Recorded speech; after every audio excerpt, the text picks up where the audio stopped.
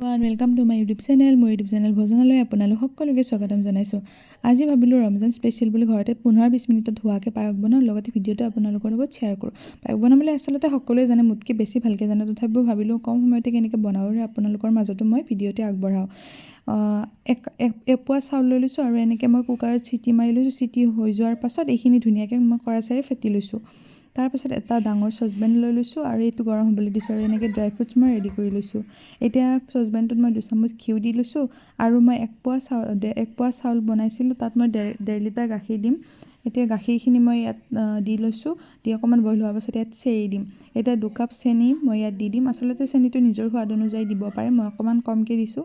এইখিনি ধুনীয়াকৈ বইল আহিবলৈ দিম। এইখিনি বইল হোৱাৰ পাছত ইয়াতে মই তেজপাত দি দিম আৰু এইখিনি অকণমান গৰম হৈ যোৱাৰ পাছত ইয়াত মই ফেটি লোৱা বইল কৰি লোৱা চাউলখিনি দি দিম। আচলতে গৰমে দিলে এনেকৈ গোট বান্ধি নুঠে চাউলখিনি। একো নাই, মই কৰাচেৰে এনেকৈ মিহিকৈ দি দিছোঁ। ধুনীয়াকৈ গোটবিলাক ভাঙি লৈছোঁ। এতিয়া ইয়াত মই আদাৰ ৰস অকণমান দি দিম আৰু এইখিনি ধুনীয়াকৈ মই আকৌ বইল আহিবলৈ দিম। এতিয়া এটা মই বেলেগ কেৰাহী লৈ লৈছোঁ আৰু তাত 2 চামুচ ঘিউত মই ড্ৰাই ফ্ৰুটছখিনি ধুনীয়াকৈ এনেকৈ ভাজি ল'ম। এতিয়া ভাজি হৈ যোৱাৰ পাছত এইখিনি মই পায়সত দি দিম। দিয়াৰ পাছত এইখিনি আকৌ ধুনীয়াকৈ লৰাই ল'ম।